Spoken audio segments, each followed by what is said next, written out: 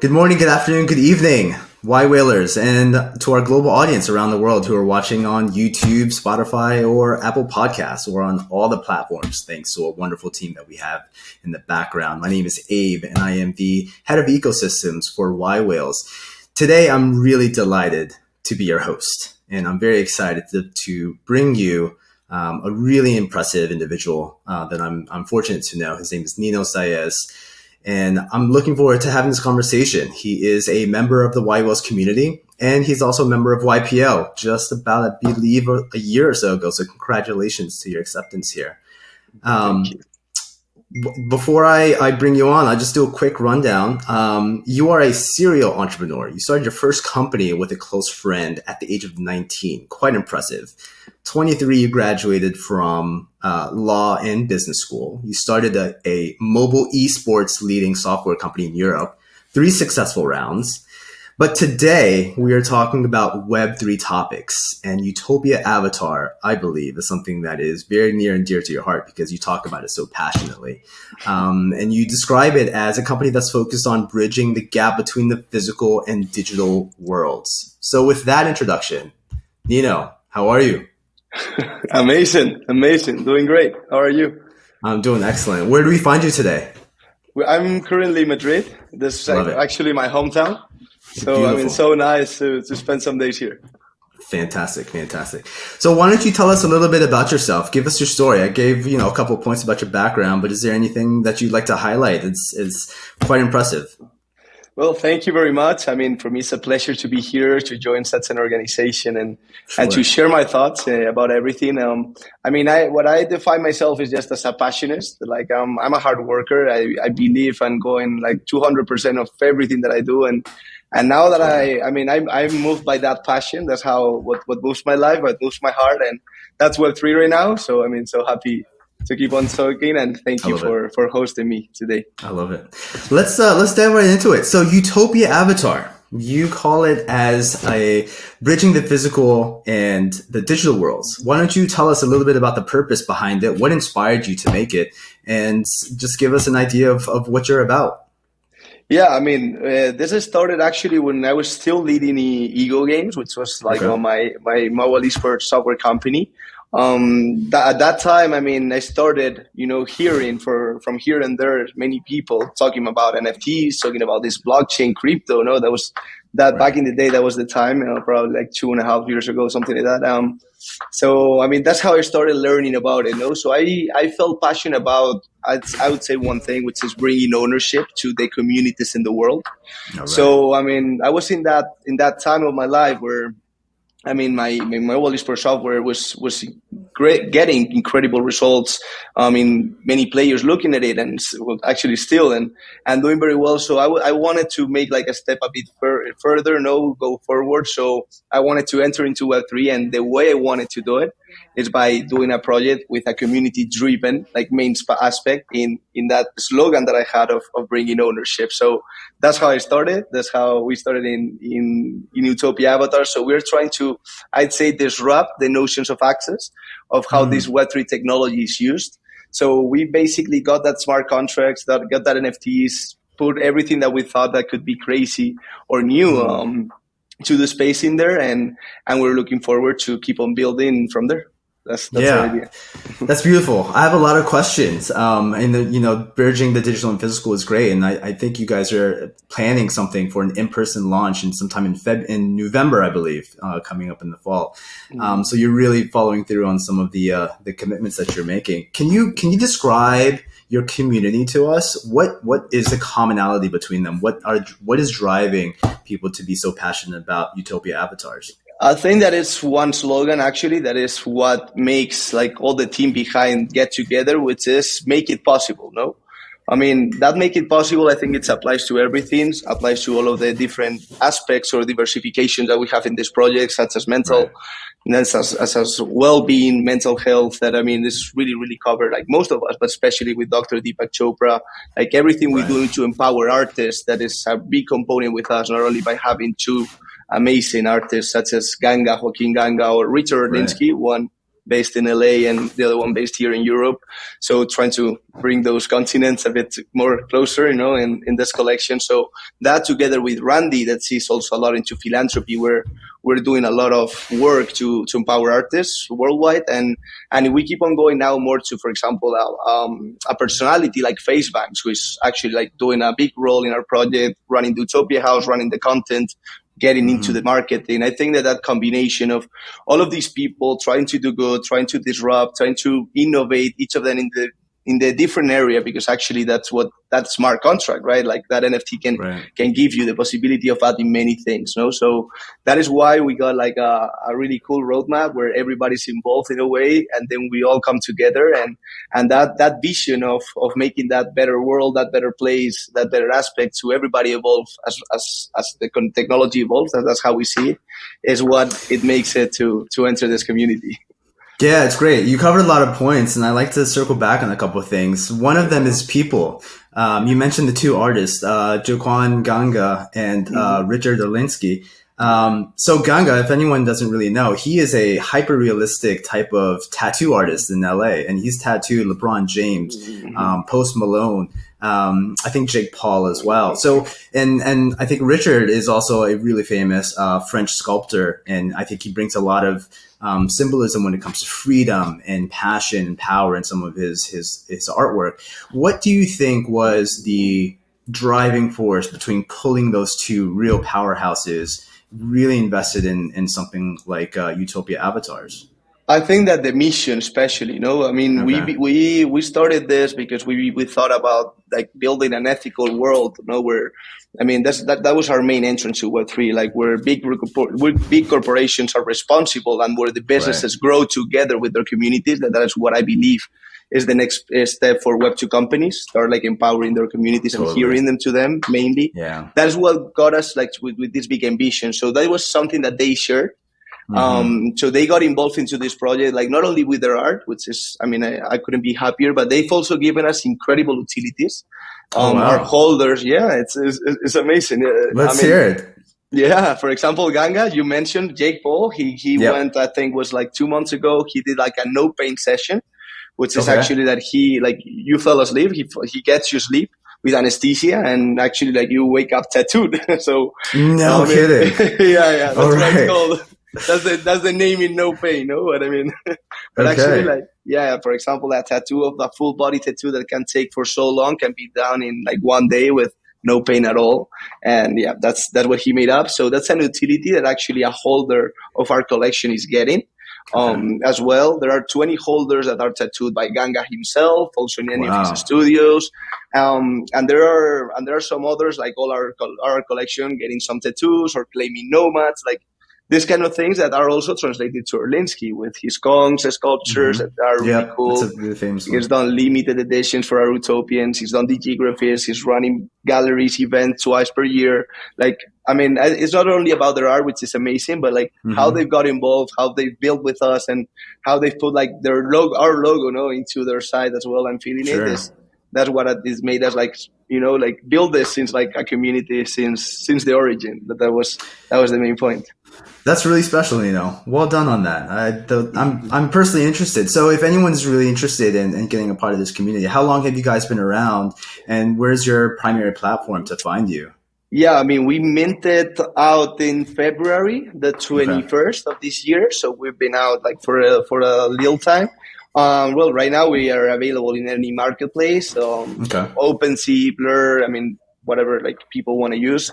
And for example, there you will see that inside our metadata, that's something that we've done a bit different, like those rare utilities that our artists have given, like, okay, this 20 have a tattoo with me annually, or they get the possibility of getting free tattoos, getting this sculpture of Olinsky, getting this painting called digigraphy, like all of those ones that are attached are inside the metadata. So actually like people can even look at it, look at the ones they want, and all of them are limited editions that, I mean, the prices of that artists are public, and I think that we've done a really cool job with adding, not only the community things, which we have obviously like those like long-term utilities to keep on having fun with our summit, as you mentioned, the one that goes live in November and those kind of things. But I mean, I wanted to also add those rare ones, and and that's why we did it in the metadata to have like something different, like we wanted to also that bridge the gap thing, also Totally. giving these tangible utilities that are actually like everybody can see their value, and we thought that was a cool way of disrupting a bit the space since the start, since the early days.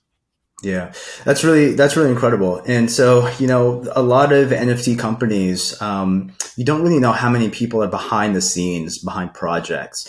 But I do understand that you guys actually have a headquarters in Spain, and maybe in Madrid, I believe, and you have about 20 people or so. Is that accurate? Is that fair to say?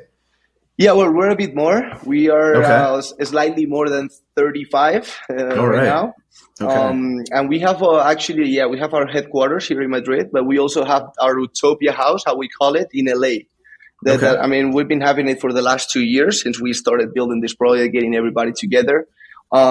So, I mean, that's where we're based. This is our headquarters, as you were saying, but also the other one taking care of the marketing, I think makes a really cool combination of what we're trying to aim to achieve and to show the world how we build this community. And obviously we have way future plans, as a company itself. Sure, of But course. obviously our community is our baby, community driven, as I've always said. So everything we do, everything that we have planned, and all the companies that we're helping also from Europe to enter into this new space, Sure. obviously like our babies, as I like to say, will have the benefit of all of this that we're building. So, as someone in your position, what do you think the biggest challenge is with the space? Clearly, you guys have a great product. There's a lot of companies out there that are not delivering on some of the things that they've mentioned, which you guys are doing really well. You guys have a strong community. You guys have active Discord and whatnot. What do you see this as some of the challenges building in the space or operating successfully in the space? And perhaps you can share a bit of an opportunity or something that you really identify that worked for you. Yeah, I mean, I think there's different things. Obviously, like what worked for me since the beginning was talking to the community. I mean, no Yeah, matter like sure.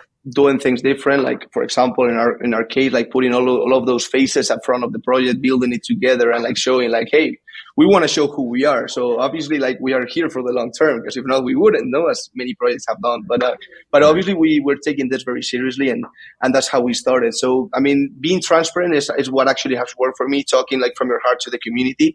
But right now, what I'm seeing is like the market is actually like lacking of liquidity. Like I think that's pretty obvious to be seen, and also, I mean, they're very hurt. Like when I got Yeah, sure. into this space, like I found like actually like a space that was hurt, like there was damage, like there were so many projects promising and then actually like never showing up again after mint. So I mean, you're dealing with that and you need to understand it. So there's some times that, I mean, even if you tend to lose your patience, because actually like the fat exists in this space, and people sometimes go very hard. Like you're doing like 24/7, like dedicating your life to them, because I Yeah. mean, that's your community. And I mean, they go sometimes hard, but I mean, you need to understand it. You need to be patient. You need to understand that they're damaged, and yes, build your credibility little by little. Never Yeah. overpromise.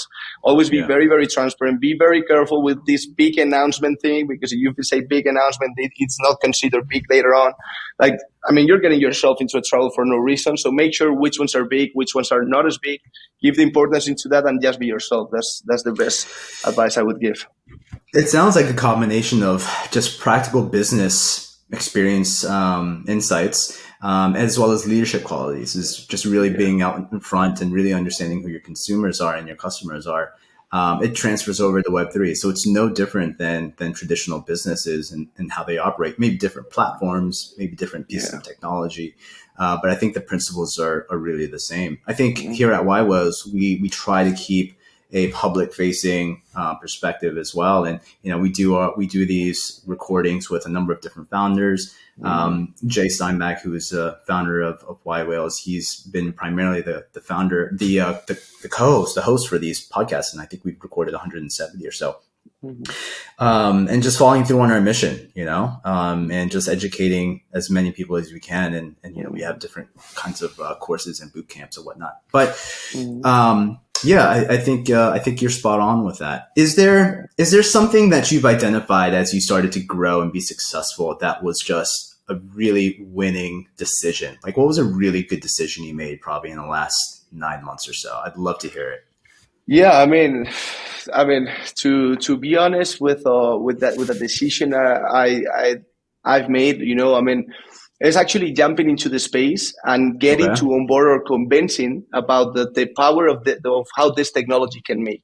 And by this, Mm. I mean how I've been able, in my opinion, as to everything how it has been going and like through the project, I've managed to like get like a huge project into like a company with a structure, because that was Oh, something that I sure. was really focused, like getting that structure to keep on that long term and that keep on that long term growth. So I would say that identifying the power of this technology in a way where, I don't know if you've seen ticketing that we're launching for our community. This ticketing.io, we're launching it very soon. That's our token gating solution. That's the beginning of a vision that we've had. Like, for example, like right now, one of the things that I was wondering when I started entering to the space was like, first thing, like there are, limited numbers of marketplaces. Competing for like the same pieces, all of them, and Sure. actually like the smart contracts are up there, and you can just get it from different ones. So why there's a monopoly in these marketplaces was something that I was keen about, and the other one was why does these marketplaces do not let me filter this, like for example, for the utilities that it gives me, because maybe Sure. I'm a Web2 guy entering to the Yeah. space and I just want to buy this NFT because it gives me access, I don't know, to this stadium on Wednesdays, for giving an example. No, so Mm. why can I not like have an easy way of doing this token gating? So I started like trying to create this cycle. Mm-hmm. That's how we ended with ticketing, which is I think is going to be like where the industry is going. I think that each of the players is going to start empowering the communities. Each of the big brands, once they do this, they're going to start using this token gating solutions, Mm. kind of their own marketplaces, because Right. everybody will have their customized ones. And then I have a strong belief on avatars. That's why Utopia Avatars have a meaning of that. I see avatars as the next evolution of social media, of identification. So we started out with our community. We have a really cool tool focused on VR, because I love Ready Player Me. I love Jenny's. Like, Yeah, those sure. companies are amazing. Easy. Yep. Easy But tools to use. yeah, but obviously, but I focused a lot on that tool being more in VR, in the VR side, like extremely focused on that. That's what our community will see very, very soon, because they have their IP. So with that tool, I'm sure that they'll do great things. And that's, I just to wrap it up, like that's how I've envisioned, all of this through this time. And I think that the best decision I've made is Mm-hmm. trying to understand that process of Mm. like, if you're a Web2 company, like really you are a Web2 company, like those bridge the gap is something very typical, but what are the specific products that you're going to give, because the community is something that we can create. We've proved it. But what are the products that how you're going to actually like make this world better for everybody in a transparent way using this technology, because it's here for good, not considered the other way around, and in an easy way, transition, no, in transition way. Yeah, you nailed a couple things. I think this technology is here for good. It probably has a couple years in advance to sort of have the hardware catch up. I love your passion about VR. Personally, I think, I think we have a long way to go for VR. I'm not sure what the adoption really would look like for that, but I'm curious to hear, if you could figure out a way to really make that switch where VR is much more common. What do you think that is? Do you think it's just better hardware? Do you think it's just more options for VR that would just drive traffic? What do you think we need? Yeah, I'm very passionate about what Apple is going to deliver this year. Oh I think yeah, that here it that is, comes. I think that that is going to be a mind changer for Uh VR. huh. I'm passionate about that. That's why we want it. And we love that idea of, for example, if we talk about the metaverse, I'm going to tell Mm-hmm. you that same thing. Like, I don't think it's going to be a tool ready for all of us, probably, even Yeah. though I believe on it for the next probably 3.5 years, 4 or 5 years. I Mm-hmm. don't know, like, it's something that none of us know, no, but it's actually like true, or that is just like not at the right moment, but like, I think those avatars, that's why I believe that the beginning of it is in the avatars. Like, even though like gaming is a natural transition, which I agree, but those having those interoperable avatars that you can use in Apple, Right. that you can use in other places, as long as using it like VR chat and this kind of, of metaverses, of spaces, as well as video games that I think that are going to take a big role. And actually, there are not many players delivering this kind of tool or this kind of services, for these video games that are emerging. So that's why we saw it. But I must say that is a tool that we want to empower and do it first with our community. I mean, they're going to be the first one to be able to create and do all those kind of things. Focus on VR, kind of Jenny's example, but like more focus on VR with their avatars and get derivatives of them, those tools where you can get derivative of your own avatar and do your own NFTs collection out of your own avatar IP. Like those kind of tools to let people create. That's what I'm really keen. But I mean, I totally agree with you. I think it's a matter of time, but I mean, avatars, I believe, is the first step. So, I mean, and I agree, and it's actually something that motivates us. That is not seen as immediately, because if not, more people will be doing this that we've been doing for the last year and a half. Yeah, well, I mean, I've seen the avatars, and they're beautifully well designed. You've got great artists, you've got a great team. Speaking about people, you have quite an impressive board, a really powerhouse bench. You've got Eva Longoria, you have Randy Zuckerberg, you have Deepak Chopra. You also have another individual, her name is Maha Abdullain, I believe it is, who, if you do not know her, she is she's the ex-comms for Google Middle East, but she's also an advisor for Gary Vaynerchuk, who is a very significant name in the space. And this is your advisory board here. So talk to me about how you're... that I will be seeing in Beacon in 2 weeks. That's right. That's right. You'll be seeing them in about 2 weeks. Yeah. So talk to us about how you were able to gather such a powerhouse of individuals with this project.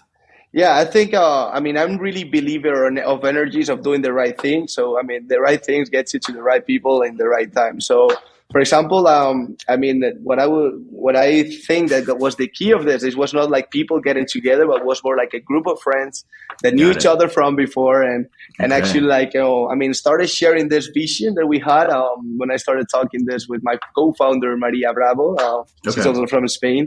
For example, Deepak has been doing philanthropy with Maria for, I don't know, more than 10 years. And I've been doing myself philanthropy with Maria. That's actually how we met. And Eva as well, when like 3 years ago, to tell you the story. Let's hear it. I was in my previous mobile esports software company. I was donating. I did like gaming for good. So I was donating a lot to philanthropy. I became from UNICEF the first esports partner ever to happen here in Spain, to UNICEF Spain. So I started like donating to them, and one day I actually met Maria. We were introduced. It was like 3 years ago, something like that, 4 years ago. And it was very cool because it was like that moment where, I mean, that you feel that, I mean, you're thinking the same way, you got that energy like combined. So, I mean, we became really, really close friends, and we started, I became a sponsor of his galas. That's how I met Eva. I mean, she's not only brilliant, but she's an amazing human being. Like everything she does is amazing. So Eva is the best friend of Maria for over 10 years as well. Wow, so, I mean, cool. I was incorporated to their family, to their family, a close family, they call it. So we became all a family, and when we started like this project and everything we were doing, it was like just like a matter of successions, when we started getting together. Also, Eva, Deepak. I was living in LA more time than in Madrid, especially last year. And I met FaceBanks, that is the founder of FaceClan. He is big into NFTs. He got his first bank like early days, and he's a lot into Web3 gaming, which I come from the gaming industry as well. So we got also a good relationship. He came along and into the project as well, and same with Maha, that we met at Beacon last year, where we also went to become speakers. Randy was actually moderating the panel of Maria and myself. Nice. Okay. So, we actually got to meet Gary. Amazing as well, amazing experience, sharing him like how we saw this project, doing things different, and where we were taking it. So, Maha joined us as well. Was a great part. So that was how we all got together and started building. It sounds very organic, very fluid. How everything just worked together. That's really incredible. You touch a lot about philanthropy, and I give you credit for doing as much as you have. And I know that that's one of the drivers that drives your business sort of experience as well. Is there anything in particular about philanthropy that has driven you? Was there a moment in your life where you felt like I could do something good with all this that I'm doing? Yeah, well, I mean, I studied in a university called here in Spain called IE University, Okay. and I mean, Yep. they actually had like experience with a guy that went to La Habana as an exchange. Okay. And actually, like my mom was born there, but she wasn't raised there. She left very, Okay. very young. So I didn't even actually like know La Habana, but like, I mean, it was a good opportunity for me because I had that family roots, you know, to actually take that opportunity of doing a year out there and an exchange. So I did. And that actually, like, I mean, it was hard. Like, I mean, I went to a place where there was no internet, like no resources, Oh, not even, yeah, you know, sure. and I was actually like an internet kid, you know, like coming from Spain. Like, I mean, even it's not as advanced as the US, but I started high school in the US. So I've always been like with that typical, no, with my phone and, and everything like that. So, I mean, you get to a place where there's nothing and like people start like they get like, obviously they're happy that that's what you admire from them and how you like, you know, get together with all of them.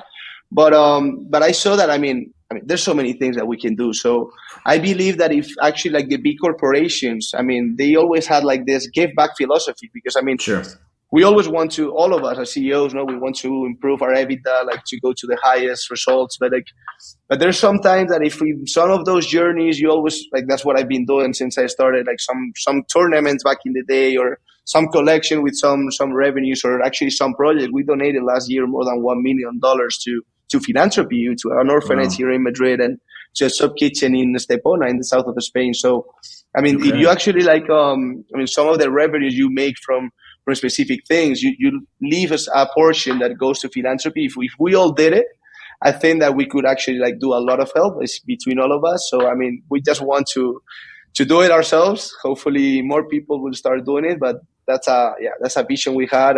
We love to give back for what is given, and we see that as a way of growing for sure. That's a beautiful position to be in, Nino, and more power to you. I hope you continue doing this, and I hope a lot of success comes through you. Hopefully.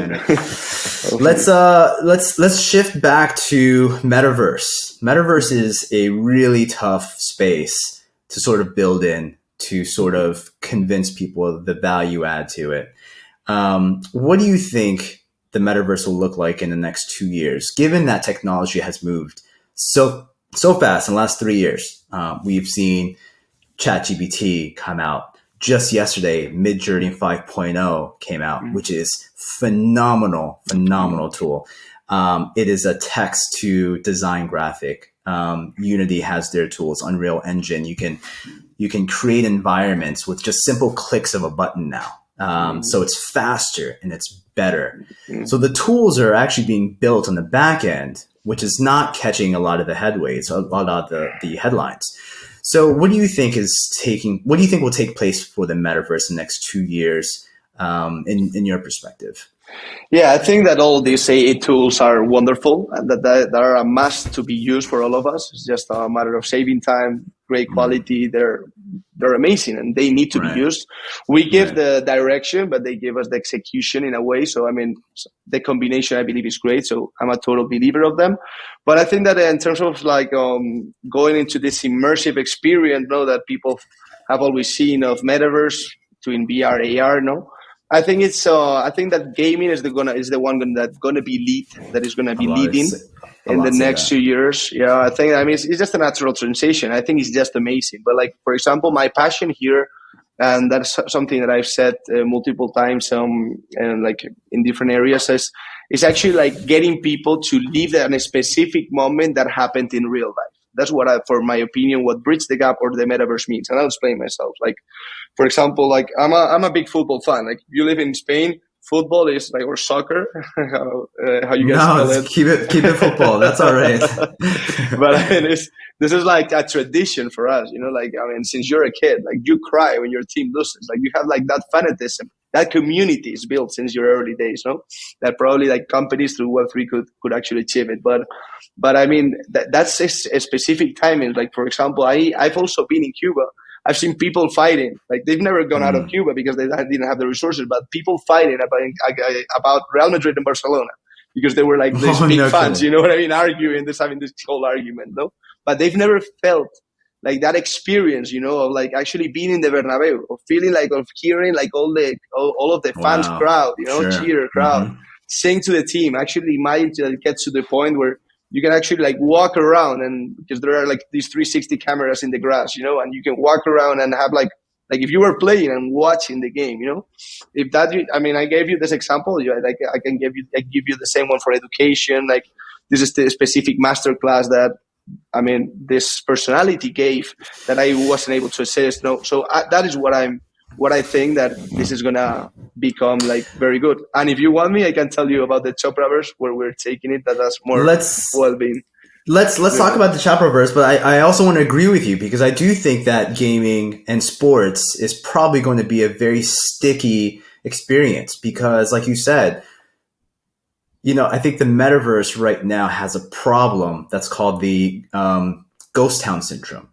So one day you can have a massive event. You can have thousands of people showing up in whatever metaverse that you're launching, and you have this product launch or you have this experience. Next day, 10 o'clock, there's nobody there. It's dead. But if you create a gaming atmosphere, and gaming is built on fun, right? There isn't really monetization behind it. There isn't anything else other than the experience of an enjoyment of participating in whatever that game is. That's a huge driver. The other driver is sports. You know, like you said, people are really passionate about their sports team, about their football team. If you tell them to go to this part of town, they'll go. They will climb mountains to go and do anything to meet a team member, to meet someone from the team or anything like that. So I do think that it's a very strong driver. Sports will be a very strong driver into the metaverse as well. So I totally agree with you there. But please do elaborate a little bit more about the Chopraverse. I think that's a really unique experience. I think it taps on to the idea that mental health can be accessed to a much more wider audience. I think it could be delivered in a unique format that's much more relevant to treatment as well. But I won't steal any of the thunder, but I'll let you talk about the Chopraverse and explain some of the things that are going on there. Yeah, I'd love to, but just before I jump in there, to re-agree with your point, and like I think that one other point that just came up to my mind was me like in Cuba, playing mobile games because I had literally nothing to do, so I played a lot of mobile games and getting this amazing shark, that was like the best one, like after 3 months playing, and suddenly my apps gets deleted, and where's the shark? So I think that actually that combined with NFTs and on gaming, like I think that is a really big tool. Totally, but like in 2-3 years, the streaming one, I'm very, very passionate about using this metaverse tool for streaming, But but yeah, going to the Chopraverse, I think that well-being is something that is mandatory, and we need to talk about it because we all suffer from mental health. We all suffer, I think, at the end of the way. That's why one of our slogans, big reason of why our slogan, is make it possible in Utopia Avatars. Because, no matter how you're feeling, no matter if you're actually like struggling to something, you can ask for help. You must ask for help. But at the end of the day, you are the one that needs to help yourself. That's why you make it possible. So, that is something that even though it's a belief or something that happens in our daily base, it's something that we all deal, I believe, in our daily basis. So how we started thinking about the Chopraverse was actually through an AI bot on WhatsApp that was brilliant. That actually was like a place where, you could only chat with that, but like it was a place where people could actually feel heard, Wow, so in the first year that we launched this, that they launched it, that Deepak launched it, we were not together at that time. They helped 400K people not commit suicide just with that AI bot. So going back to the avatar and the immersive experience, how we thought about this, not only in the VR set, but also in the phone and on your website, that there could be the accessibility to the metaverse. It's like, we started like thinking about it, like, how about if we do this well-being, like space where you can actually go feel better than actually write into a WhatsApp, And that AI, feel it's like behavior that we've been optimizing through this website. We put it in an avatar. And you actually can be whoever you want to be. Like, I mean, if I don't want to go to talk about my mental health issue, which maybe some people struggle to this still, it shouldn't, but still happens. Right. I can get my glasses, or I can get my phone, or I can get my computer and actually talk to somebody, like, and I can be a dinosaur. I mean, I can talk even to a dinosaur, you know, like, yeah, why not? I can feel however I want to feel, however, like, I need to be feel. And actually, like, I mean, we are still in early days, but like, starting from there and optimizing it, that's what we're aiming, creating a community with well-being experiences. Like, that is more or less where we're going. It's a long-term production and journey that we're envisioning. But I think it's a beautiful one, and I'm really happy to do it with Dr. Deepak, because I mean, it's you actually learn every time that you're with him, so it's a pleasure to spend time with him. Yeah, who better, right? He's sort of the leader in alternative healing methods, and I think like I said, you've got a great team together, and I think Deepak is someone who is a real true visionary and can see something like this that comes through.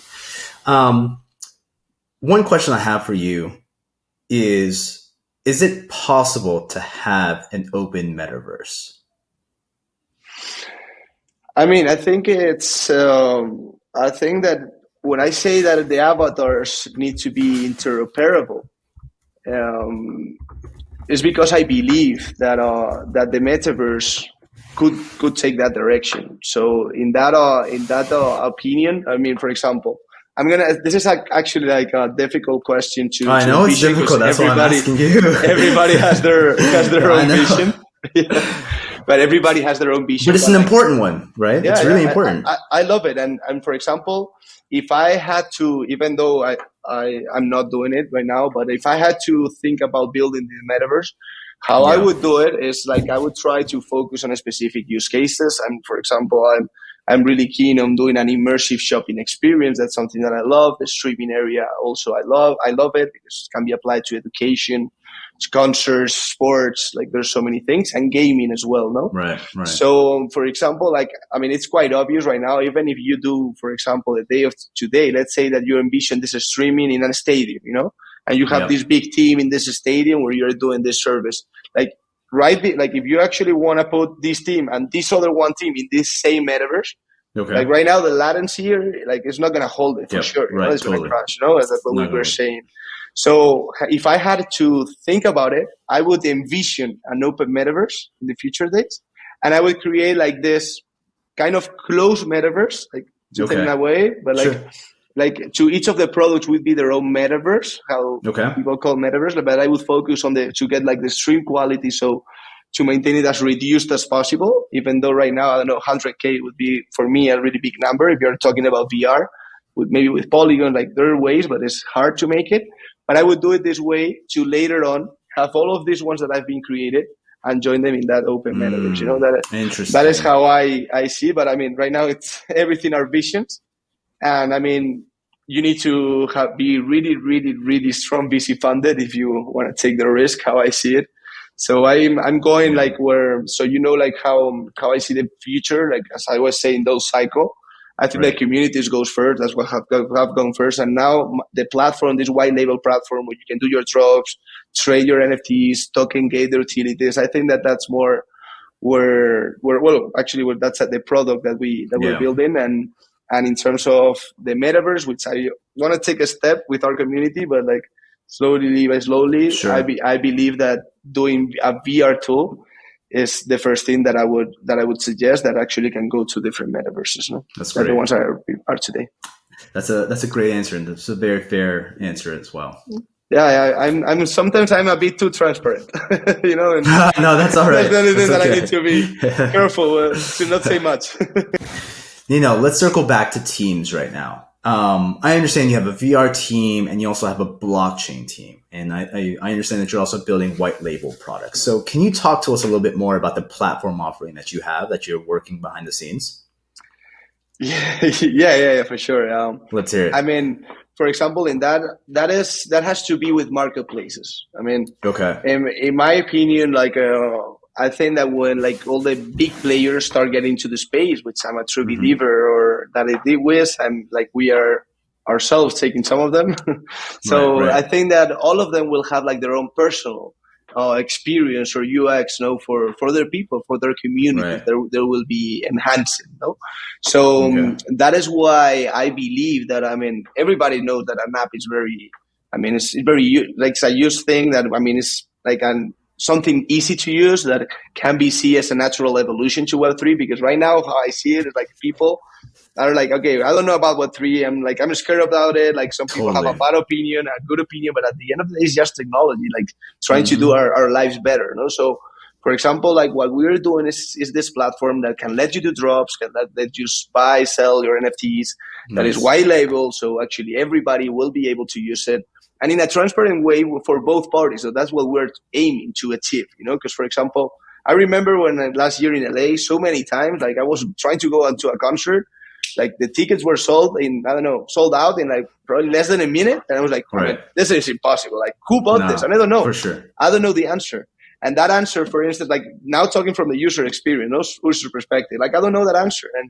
And maybe it's a big brand, that has happened, that actually has, like, they have bought like all of the tickets, and now they're reselling them. And actually from that Totally. resell, if I'm now in the company perspective, I'm not getting royalties. I have no control. I cannot put the min price or max price. So maybe they can sell it for 100K, where I want to establish a max price of 10K. Let's say, I don't know. Like, let the creator decide, and let the consumer have a transparent way. So I think that that's what we've tried to combine both at the same time. And all of that couldn't be possible without, like, obviously, like a really, really easy onboarding, like not crypto at all. Like, people will be buying like an utility, membership, token, object, whatever, and like not even knowing that it's an NFT. Same process, receive it to your email, to your phone.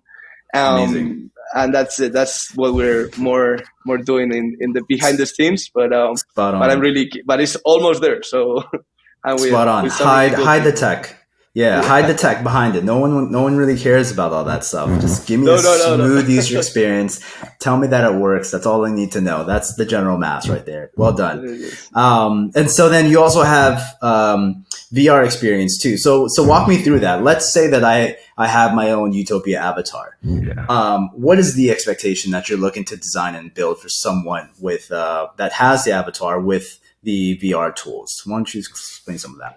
Yeah, that is something that we saw together. I'm a lover of Ready Player Me or Jenny. So we actually, when we started trying to get them in VR, we were like, okay, we think that here is a niche. Actually, with the all AI tools that actually like get you like everyday better 3Ds from your design. So I think that if you actually, like, what we were focused on, like, as our avatars are in 3D, if you can get like a 3D asset, or a 3D avatar, and actually get it to transform it into a VR one, I think that was like the first step. So nice. I think that that's something that is a niche, because we're not focusing on 3D, we're focusing specifically in the VR.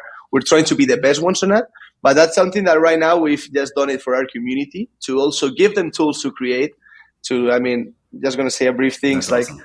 I don't know, like, create your own derivatives, your own collection out of your own avatar using the IP, thanks to this VR tool. Create your own assets, create your own avatars. Like, actually, why not sell them later on? And leave it to the creators. Yeah, give them tools to imagine, to create, to actually earn money, because that's, at the end of the journey, like, they all want to do that. And like, actually, if we can provide, starting from our community members, like the best, a really incredible, I'd say, VR tool, to create those avatars ready to play in the metaverse, or awesome. All of these crazy ones. I think that's a really cool step for our people, for our community.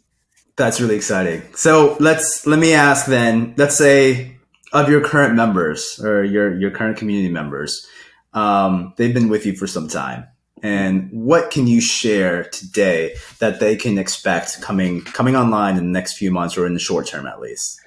Yeah, well, one of the first things that is going to be like a big impact is actually the website. We're transforming the new website. All right. I think we found a really, really Web3 native way of presenting the whole collection, in the ways of having how the when you start scrolling, how the website goes, and I think that's very cool. And we're giving a console to our community members. And this is actually the place where they're going to be playing around, creating their avatars, creating their assets, downloading their ones, high profile ones, actually like the interoperable ones. There are going to be more exciting things for this console. So it's actually a cool way of doing like our own like kind of jennies, for our community from this console. Apart from, claiming the physical utilities, the tangible ones. That's the thing one. And the last one is that for example, is at the end of this month, the digigraphies, the paintings of Orlinsky, are already able to be claimed home and shipped home. So we're releasing our token gating app. We have a token gating app only for our Utopians that, they're going to be able to ship all of this, have like all that with full transparency, how the process is going. And this is what they're going to be expecting in the next 2-3 months. That's fantastic. This is something that the community should definitely be excited about, and our audience members too. So if you are not familiar with Utopia Avatars, you've heard it here first. Check them out. I think it's really impressive. Nino, that's quite a story that you've had, and I'm excited to see what's coming on for you for the next few years. To be quite honest with you, I'm going to leave you with one question. If you had 6 more hours in a day, what would you do with that additional time? That would be the biggest gift that I could get right now. Time is a great resource. Now you got 6 hours a day. I need to. If I ask you, if I really respond to you, the first thing that comes to my mind, the answer would be sleep. There it is. That's a fair answer. Right now I'm a hard worker, as I said. Like I love work, so I have fun working. It's like for me, it's just such a pleasure to go now on the weekends to the office. Like I love it. I've been doing it since I started all my career, and so I am actually the type of people that enjoys it. But as I try to always get that time to see my family, see my friends, like obviously work out, like those typical things, to maintain the balance. Sure. So probably like what I sacrifice the most, which I shouldn't some days. I try not to, but it's sleeping. So I think that right now my honest answer, running a community and all the plans that we have ahead, for sure would be sleep. We're going to do a version 2 of this next year, and I'm going to ask the same question. We'll see if you have gotten any more sleep at that time. How about that? I'm curious of what I will answer then, because for sure, the first thing that comes. Let's see what happens. All right, part 2 is coming online soon. Ladies and gentlemen, thank you so much. Appreciate it. Nino, it's been such a pleasure to talk to you. Thank you for sharing your story with our audience, and we'll talk soon. Given that you're in the community and we're doing things together. Yeah, thank you. Thank you so much. It's been my pleasure, and looking forward to keep on following you guys and everything you do. So thank you. Thank you. Pleasure's ours.